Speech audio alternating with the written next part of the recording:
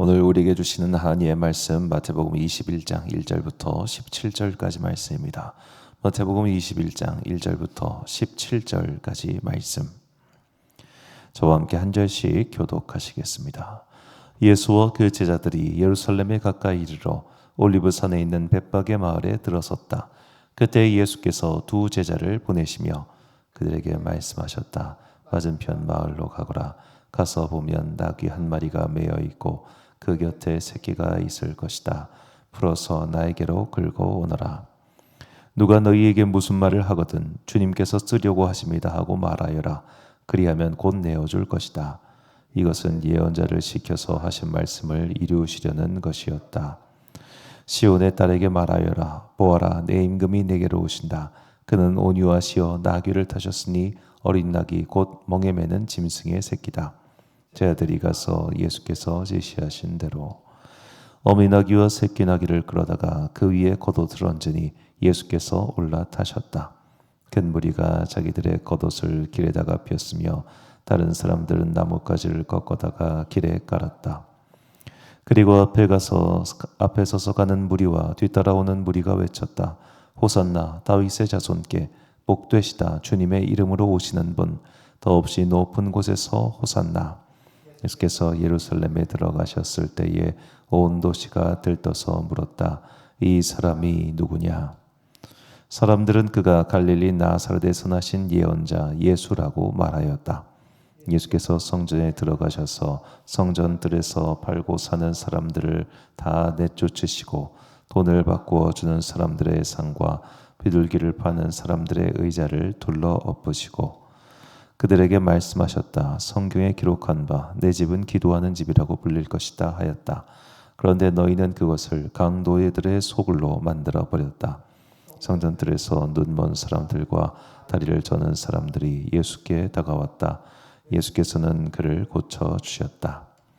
그러나 대제사장들과 율법학자들은 예수께서 하신 여러 가지 놀라운 일과 또 성전들에서 다윗의 자손에게 호산나 하고 외치는 아이들을 보고 화가 나서 예수께 말하였다. 당신은 아이들을 무엇이라 한지 듣고 있어.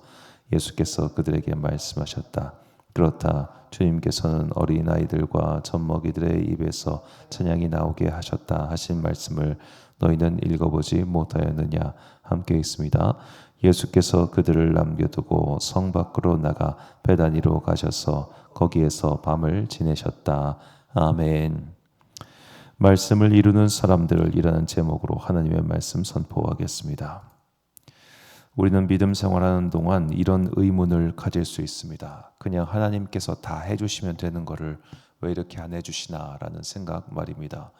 예를 들어 주로 이제 다신교 문화에서 그런 신화가 많은데 다신교 문화권의 신들을 보면 자기들이 직접 이 땅에 내려옵니다.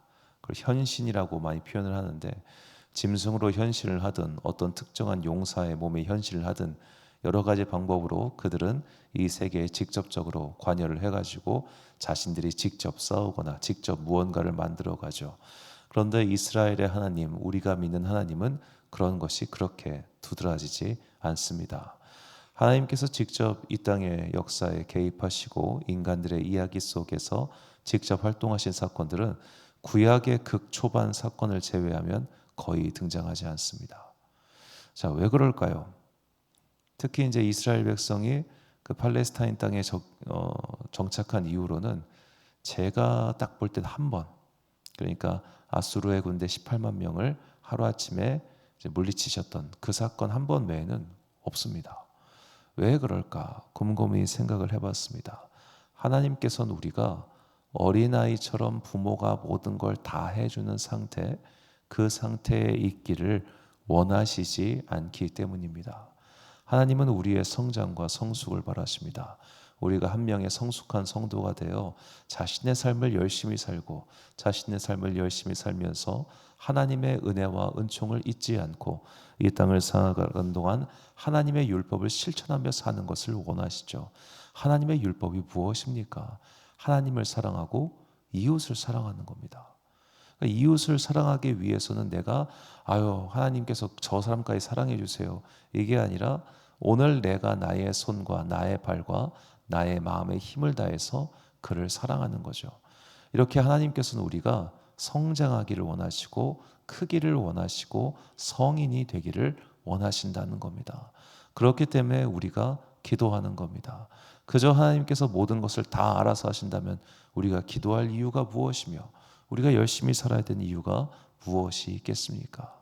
자, 이런 하나님의 마음의 뜻을 헤아린 이후에 우리는 오늘 우리의 삶 가운데 어떻게 하면 내가 하나님의 말씀과 뜻을 이루는 도구가 될 것인가? 하나님의 뜻을 이 땅 가운데 이루는 통로가 될 것인가? 이것을 염두에 두고 살아야 합니다. 오늘 본문은 그것을 염두에 두고 산 어떤 무명의 성도의 이야기라고 볼 수 있습니다. 자, 오늘 본문에 이제 드디어 예수님께서 예루살렘에 들어가십니다. 예루살렘에 들어가실 때 말씀을 성취하기 위하여 나귀 새끼를 타고 들어가시죠. 본문 2절과 3절 말씀 보니까요. 이르시되 너희는 맞은편 마을로 가라. 그리하면 곧 매인 나귀와 나귀의 새끼가 함께 있는 것을 보리니 풀어 내게로 끌고 오라. 만일 누가 무슨 말을 하거든 주가 쓰시겠다 하라. 그리하면 즉시 보내리라 하시니. 자, 이 말씀이 요즘 관점으로 생각하면 진짜 이상한 말씀입니다. 왜냐하면 그 당시 나귀라고 하는 것은 교통수단이었기 때문입니다. 개인 교통수단. 요즘으로 치면 자동차입니다. 말 같은 동물은 아무나 탈 수가 없었습니다. 왜냐하면 어렸을 때부터 또 말을 타지 않으면 그때는 등자라고 하는 요즘 이렇게 발을 밟고 올라가는 그 등자가 없었어요. 그러니까 그냥 말을 타려면 어렸을 때부터 타가지고 오다리가 돼야 됐습니다. 그래야 이게 탁 몸이 달라붙으니까. 말은 어렸을 때부터 훈련받지 않은 사람은 탈 수 없는 동물이었습니다. 그 당시에는. 그렇기 때문에 많은 사람들이 나귀를 탔던 겁니다. 아주 중요한 교통수단. 그리고 거기는 이제 뭐 달구지 같은 아직 그런 게 원활하진 않았기 때문에 이 개인 교통수단으로서 나귀는 매우 중요한 자산이었죠. 예수님께서 그걸 끌고 오라고 하십니다. 자, 만약에 우리에게 이런 일이 벌어졌다고 칩시다. 누가 오셔가지고 주께서 쓰시겠다고 하시니 당신 자동차 키를 내놓으시오 라고 하면 누가 내놔요 이거를? 아무도 그렇게 안 할 겁니다. 그런데 지금 자동차 키를 내놓으라는 거예요. 주가 쓰시겠다. 자, 이 황당한 일, 이게 이제 스가랴 9장 9절에 나오는 말씀인데, 자, 이 황당한 일을 건너편 마을 가서 행하라고 하십니다. 자, 제자들이 갔습니다. 그리고 이제 모든 복음서의 이해가 다 나오긴 하는데 마가복음이 유독 조금 더 자세하게 설명을 해요.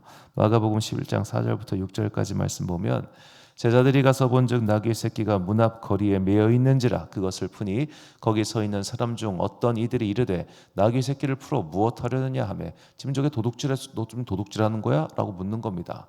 제자들이 예수께서 이르신 대로 말한데 이에 허락하는지라. 자, 생전 보지 못하는 사람들이 와가지고 지금 차 문을 따고 차를 가져갑니다. 동네 사람들이 저 차주인 저 사람 아닌데? 어이 지금 뭐 하시는 거예요? 라고 물으니까 주가 쓰시겠대요. 아 그래요? 가져가세요. 얼마나 황당한 이야기입니까? 뉴스 토픽감입니다. 자, 이런 황당한 이야기 지금 우리가 이 모양을 그려보면 진짜 뭐지? 할 정도로 이상한 이야기. 왜 이런 이상한 이야기가 이루어졌을까요? 바로 이 나귀 주인이 하나님을 기다리는 사람이었기 때문입니다.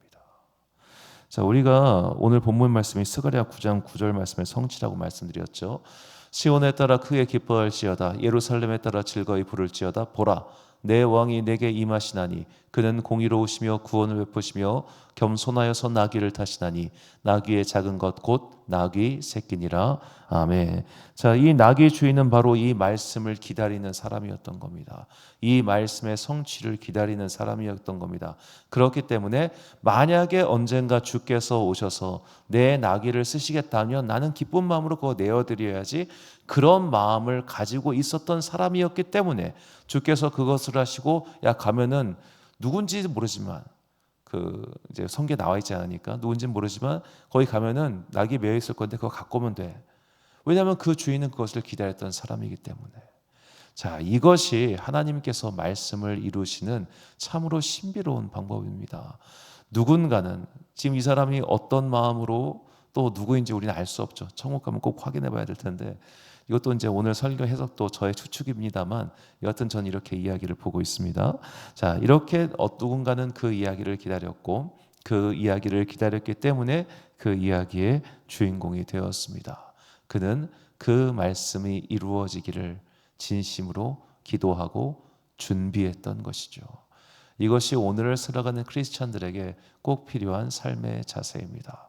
자, 주님께서 우리를 쓰시고자 하실 때, 주님께서 내가 너의 그것을 사용하겠다라고 하실 때, 그것을 내어드릴 준비가 우리에게는 되어 있습니까? 내가 평소에 그런 마음을 가지고 기도하고 그런 마음을 가지고 기다리지 않으면 그런 일은 나에게 일어나지 않습니다. 자, 이스라엘 위에 성령이 내리기를 기다렸던 누가복음에 나오는 시므온이라는 사람이 있었습니다. 자, 시므온이라는 사람은 죽기 전에 그리스도를 볼 것이다라는 예언을 들었습니다. 그가 언제 그 예언을 들었는지 우리는 알지 못합니다. 하지만 분명한 것은 매우 오랜 시간 그는 간절히 그것을 기다렸겠죠. 그렇기 때문에 그는 아기 예수를 만났습니다. 기도를 품고 뜻을 품고 기도하고 기다리는 사람은 만나게 됩니다. 그러나 그렇지 않은 사람은 와도 모릅니다. 와도 몰라요. 그래서 우리가 평소에 기도하는 게 굉장히 중요한 겁니다. 예수님께서 말씀하셨습니다. 누가복음 12장 35절부터 36절까지 말씀인데, 허리에 띠를 띠고 등불을 켜고 서 있으라. 너희는 마치 그 주인이 혼인집에서 돌아와 문을 두드리면 곧 열어주려고 기다리는 사람과 같이 되라. 아멘. 자, 혼인잔치 늦게 끝납니다. 그 늦게 끝나는데 기다리고 있으라는 겁니다. 허리에 띠를 띠고 등불을 켜고 완전한 준비 자세로 서서 기다리라고 하십니다. 조는 것도 아니고 서서 기다리라고 하십니다. 이게 얼마나 힘든 일입니까? 언제 올지 약속되어 있는 것도 아니고 참 막연한 기다림이라는 게 진짜 힘들잖아요. 요즘 우리처럼 이렇게 시간 이런 거에 참 민감해지고 내 시간이 귀해진 사람들은 이렇게 막연히 기다리는 게 거의 고문 같을 겁니다. 자, 이렇게 막연히 기다리라는 겁니다. 준비하고 기다려. 그럼 하나님께서 널 사용하셔. 준비하고 기다려. 그럼 하나님께서 너의 기도에 응답해 주셔. 자, 준비하고 기다리면서 하루하루를 살아가는 사람들, 그들이 바로 그리스도인이며 믿음의 사람들인 겁니다. 오늘 우리의 기도가 응답받을 수도 있습니다. 그런데 응답받지 못할 수도 있습니다. 이 하루에 일어나는 일 때문에 일이 일비하지 않고 낙심하지 않고 실망하지 않고 그러거나 말거나 하나님의 때를 기다리며 계속 기도하는 사람들, 말씀을 기다리며 열매 맺기를 소망하는 사람들, 우리는 그런 믿음의 사람이 되어야 합니다. 우리가 그렇게 날마다 매일의 삶이 하나님을 향한 신실함과 기대를 가지고 기도하며 기다릴 때 하나님께서는 당신의 때에 당신의 방법으로 당신의 일을 반드시 이루실 것입니다. 왜냐하면 하나님은 신실하신 하나님이시기 때문이죠. 하나님께서 신실하시기 때문에 신실한 성도를 사랑하십니다. 하나님께서 성실한 분이시기 때문에 성실하게 오늘 나의 몫을 다하고 오늘도 기도하며 오늘도 최선을 다해 하나님의 말씀이 이 땅 가운데 이루어지기를 소망하며 나를 내어드리는 사람을 주님께서는 어여삐 여긴다는 것을 잊지 마시고 하루하루를 성실과 그리고 기다림으로 엮어가는 그런 여러분과 제가 되시기를 예수님의 이름으로 축원합니다. 결단의 말씀 유다서 1장 20절과 21절 말씀 한 목소리로 봉독하겠습니다. 시작. 사랑하는 자들아, 너희는 너희의 지극히 거룩한 믿음 위에 자신을 세우며 성령으로 기도하며 하나님의 사랑 안에서 자신을 지키며 영생에 이르도록 우리 주 예수 그리스도의 긍휼을 기다리라.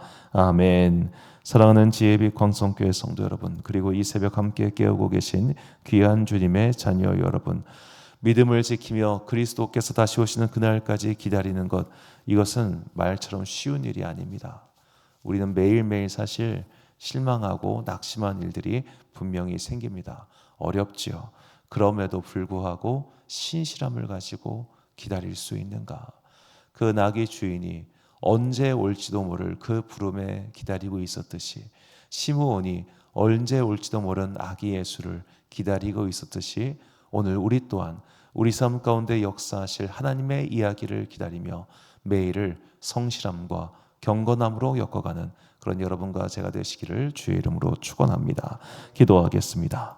사랑과 은혜가 풍성하신 아버지 하나님, 하루하루의 삶을 우리가 경건함과 그리스도를 기다림으로 엮어갈 수 있도록 이 시간 성령 하나님 우리 가운데 기름을 불어넣어 주옵소서.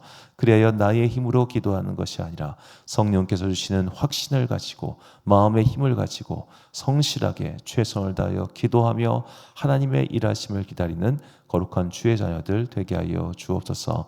주님께서는 오늘 내가 하나님의 말씀을 실천하는 자가 되기를 원하십니다. 그러니 최선을 다해 주를 사랑하고 최선을 다해 나의 사람들을 아끼고 그들을 위해 기도하는 그리스도 예수 닮은 주의 자녀들 되게 하여 주옵소서. 날씨가 추워지는 새벽입니다. 주님께서 이 늦가을의 추위 가운데 우리 성도들 지켜주시고 이 추위를 잘 이겨내어 더 추운 겨울을 맞이할 수 있는 그런 마음 단단하고 육체 건강한 주의 자녀들 되기를 간절히 소망하오며 이 모든 말씀 우리 구주 예수 그리스도 이름으로 기도드립니다. 아멘. 오늘의 기도 제목입니다. 하나님의 말씀의 성취를 바라며 오늘도 성실함과 간절함으로 열심히 기도하며 끝까지 기다릴 수 있는 믿음의 힘을 달라고 기도합시다. 오늘 주신 기도의 제목 가지고 기도와 묵상에 힘쓰는 하루 되시길 바랍니다. 기도하겠습니다.